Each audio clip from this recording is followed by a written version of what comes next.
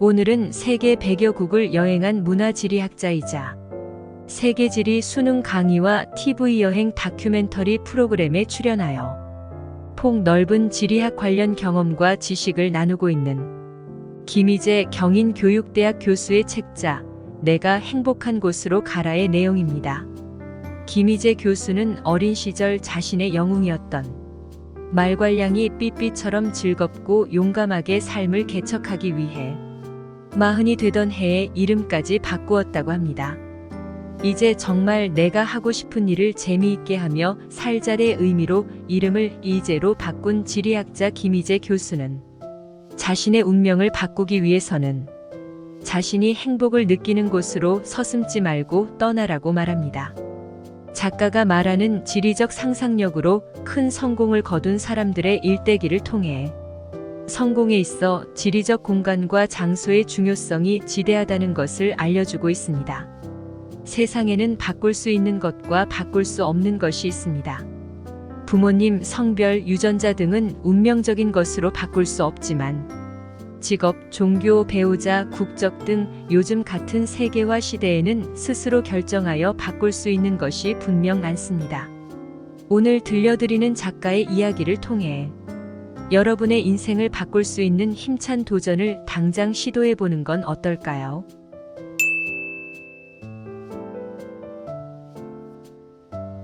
삼포 세대, 칠포 세대 등 고도 성장을 멈춘 한국 사회는 젊은이들에게 꿈과 희망을 주기는커녕 열정페이만 강요하는 가혹한 세상일지 모르겠습니다.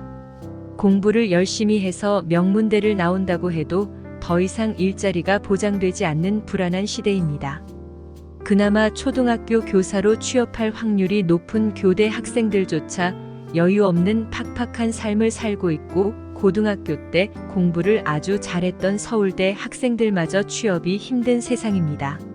세계에서 가장 낮은 출산율, 계속 높아지는 자살률, 불행한 어린이들, 계속 벌어지는 빈부격차는 암울한 한국 사회의 미래를 예고하는 것 같습니다. 학교에서 선생님이 시키는 공부만 하고 부모님 기대에 맞춰 줄 세우기 경쟁에서 이긴다 한들 여러분이 행복하고 성공적인 삶을 살 확률은 그리 높아 보이지 않습니다. 그만큼 변화의 속도가 빠른 시대이기에 경쟁력을 확보하려면 역설적으로 경쟁하지 말아야 합니다. 나만의 특별한 개성으로 무장하고 작더라도 내가 주인공인 나의 세계를 만들어가야 겨우 생존이 가능한 시대입니다. 글로벌한 현대 사회에서는 자본의 흐름에 따라 자유롭게 이동하는 부유한 사업가뿐 아니라 가난한 예술가들도 자신에게 영감을 주고 작품이 잘 떠오르는 장소를 찾아다니는 경우가 많습니다. 이들에게 국적보다 중요한 것은 실제 일하고 생활한 국가, 그리고 사랑을 나누고 행복했던 추억의 공간입니다. 저는 이것을 지리적 상상력이라고 말하고 싶습니다. 지리적 상상력을 발휘하면 지금 여기의 삶을 당장 바꿀 수 있으니까요. 요즘 한국의 청소년들에게 가장 행복한 공간이 어디냐고 물으면 뭐라고 답할까요? 대부분의 청소년이 자기 방 또는 PC방이라고 답한다고요. 그만큼 청소년들이 갈 곳이 없다는 얘기이기도 하고 자신이 별로 원하지 않는 일에 기력을 소진해 가고 싶은 곳을 생각할 에너지조차 없다는 뜻이기도 하겠지요. 모든 게 귀찮고 지쳐서 그저 자신의 방이나 가상현실 속에 틀어박혀 컴퓨터 게임이라도 신나게 하고 싶다는 얘기지요. 아주 슬프고 불행한 현실이 아닐 수 없습니다. 저는 한국의 청소년들에게 두렵고 힘들더라도 우선 무조건 밖으로 나가야 한다고 말하고 싶습니다. 골방에 처박혀 있지 말고 용기를 내어 더 넓은 세계로 나가야 한다고요. 물론 그건 무척 어렵고 겁나는 일입니다. 저 같은 어른들도 낯선 곳에 가려면 큰 용기가 필요합니다. 죽은 듯 보이는 번데기가 화려한 나비가 되는 것처럼 자신의 존재를 송두리째 뛰어넘어야 하는 일이기도 합니다. 하지만 두렵고 힘들더라도 나가야 합니다. 시간이 흐르면 어떻게 해결되겠지, 어른들이 알아서 해주겠지, 여러분, 더 이상 무언가를 막연하게 기다리며 그냥 앉아만 있지 마세요. 처음에는 좀 어설퍼도 내가 행복을 느끼는 공간, 나에게 맞는 공간을 밖에 나가 직접 찾아보고 지리적 상상력을 발휘해 내 존재가 빛날 수 있는 공간을 발견하세요. 이리저리 헤매고 부딪히고 시행착오를 거치며 찾아 나갈 수도 있고 힘이 생기면 내가 행복한 공간을 아예 만들어 버릴 수도 있습니다. 저는 이것을 생존을 위한 지리적 상상력이라고 부르겠습니다.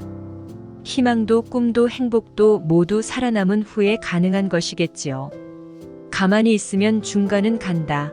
엉덩이가 무거워야 성공한다는 말이 있지요. 그런 말이 통하던 시대도 있었을지 모릅니다. 하지만 지금은 아닙니다. 가만히 있으라는 것은 죽으라는 소리와 같습니다. 여러분은 살기 위해서라도 움직여야 합니다. 다음은 지리적 상상력으로 자신의 한계를 극복한 사람들의 이야기입니다.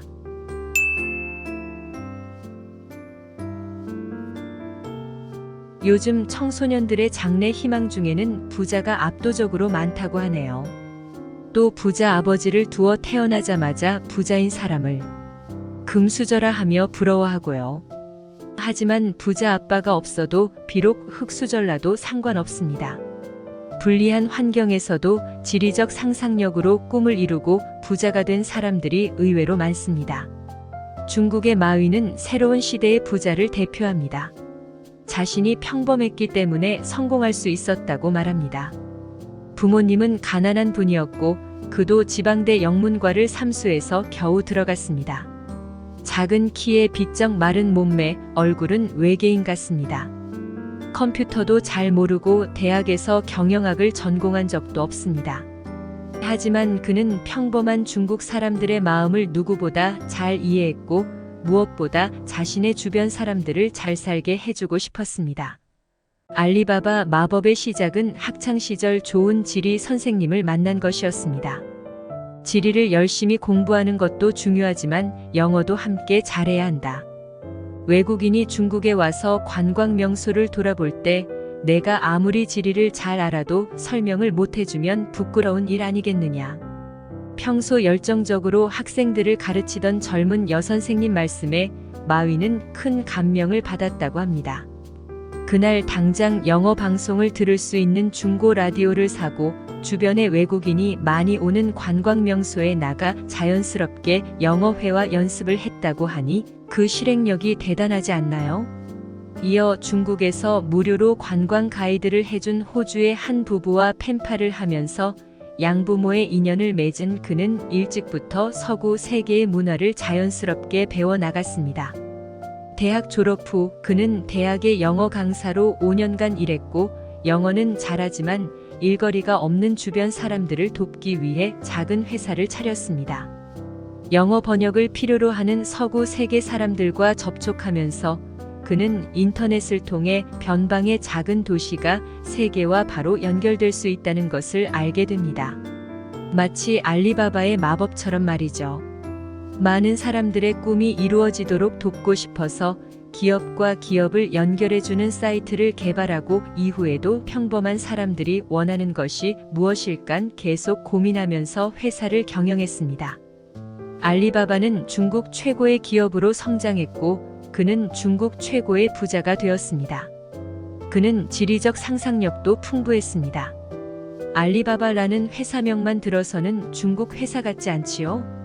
한번 들으면 잊어버리기 힘든 그리고 영어 알파벳으로도 쓰기 쉽고 읽기 쉬운 기가 막힌 회사 이름은 그가 외국의 한 식당에서 밥을 먹다가 우연히 떠올린 것이라고 합니다.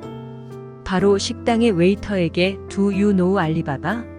했더니 당연히 안다며 열려라 참깨 주문까지 외덜한 것입니다. 이후 그는 다양한 국적의 사람들을 만날 때마다 같은 질문을 했고 비슷한 반응을 얻었다고 합니다. 이거다. 이미 다른 사람이 선점한 알리바바.com 도메인을 비싸게 다시 샀다고 합니다. 소원을 이루어주는 마법이라는 긍정적인 이미지와 함께 알리바바는 왠지 중동의 기업일 것 같다는 느낌을 줍니다. 아직은 인터넷이 발달하지 않고 경직된 중국에서 창업한 회사라고 아무도 생각하지 못했죠.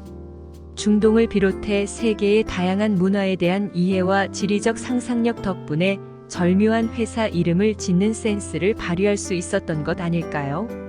그는 말합니다. 돈도 없고 지식도 없고 계획도 없었기에 성공했다고. 그저 하루하루 살아남아야 한다는 생각으로 계속 변화하고 노력하다 보니 여기까지 왔다고. 알리바바의 101가지 실수라는 책을 쓸 수 있을 정도로 시행착오를 많이 겪었지만 넘어질 때마다 다시 일어나서 좋은 친구들과 함께 끊임없이 도전했을 뿐이라고. 하지만 지리학자인 제가 보기에 그는 언제나 움직였습니다. 실리콘밸리에 가서 직접 사람들을 만나고 하버드 대학에서 강연을 하고 일본의 빌 게이츠라 불리는 손정희를 만났습니다. 가만히 앉아서 기다리는 사람이 아니었던 것이지요.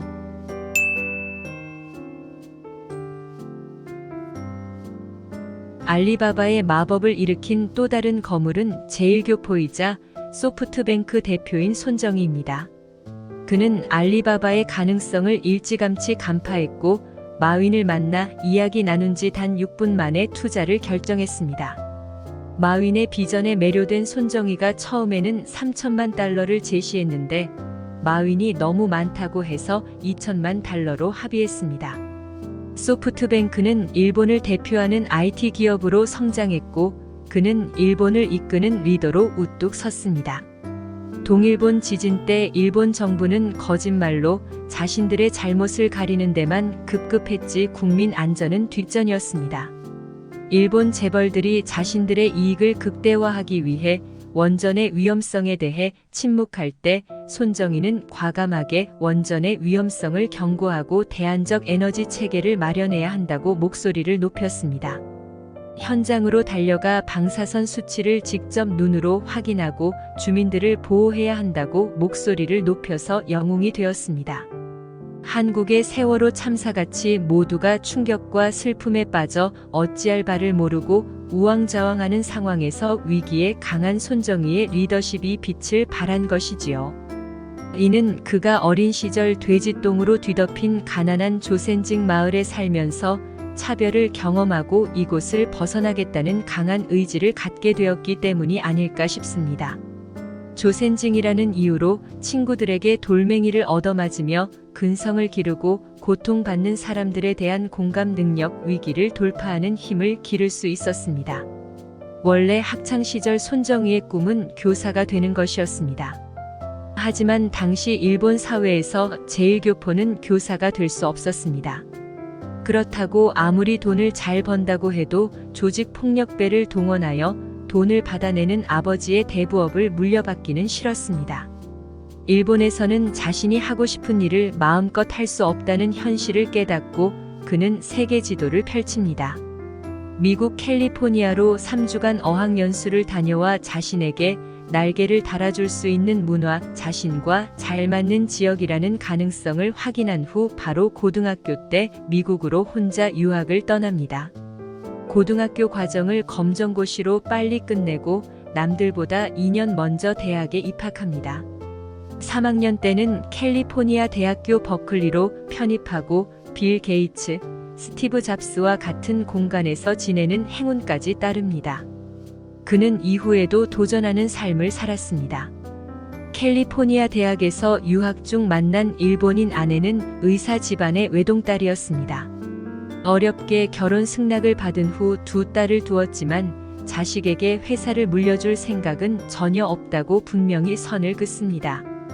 그리고 자신과 같은 열정과 비전을 가진 인재를 키워 회사를 이어나갈 계획이라고 합니다. 마윈은 비록 국적은 중국이었지만 손정희와 닮은 점이 많은 후배였고 손정희의 꿈은 마윈을 통해 중국으로 확장된 셈입니다. 손정희는 말합니다. 타이밍과 지리가 중요하다고. 지금은 정보혁명 시대이고 지금 기회는 아시아에 있다고. 부자 아빠를 두지 않아도 괜찮고 학벌이 부족해도 괜찮고 이제는 굳이 멀리 미국으로 유학 갈 필요도 없다고 말이죠.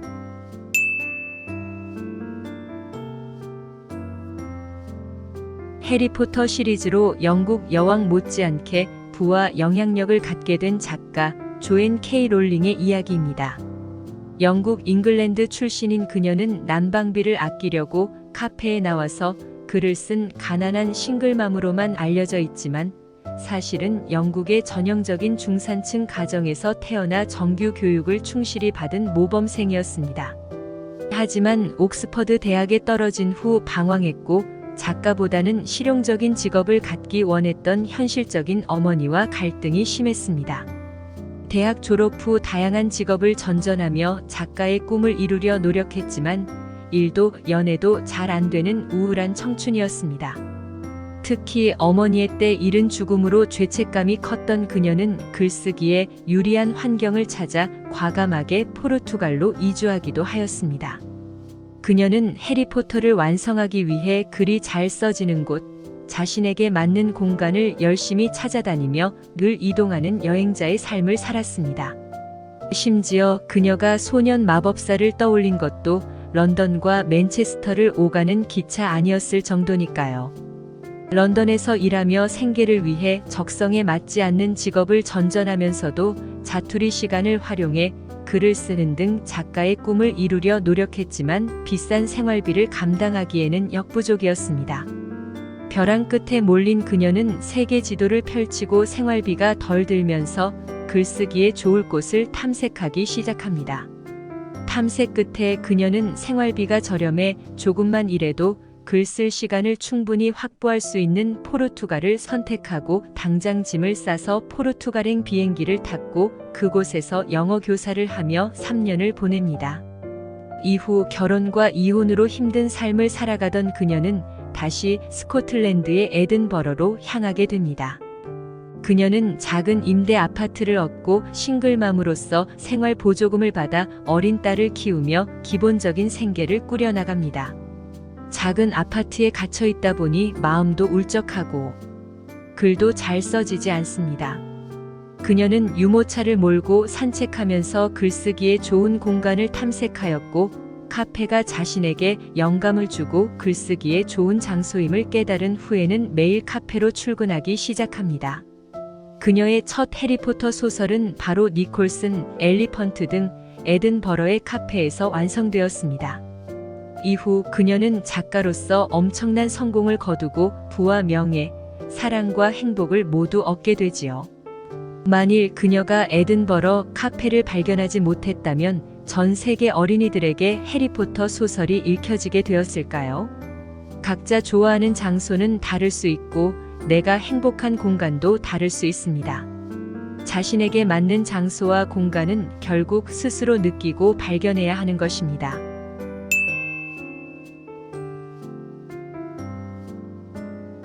중국의 중소도시 항저우에서 알리바바의 마법을 일으킨 마윈처럼 돼지 똥 냄새.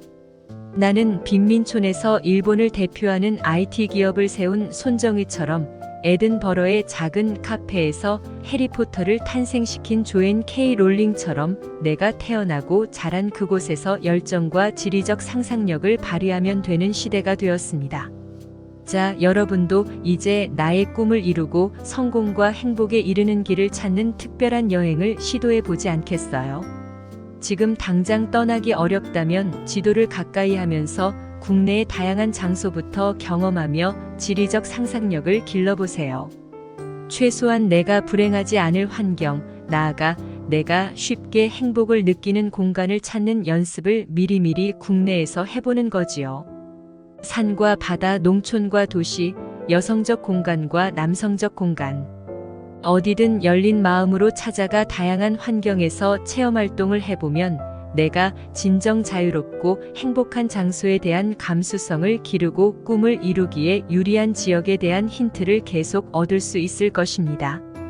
아무리 현실이 고달프고 절망적이어도 늘 세계 지도를 보면서 열심히 지리적 상상력을 기르다 보면 언젠가 기회가 꼭 올 거예요.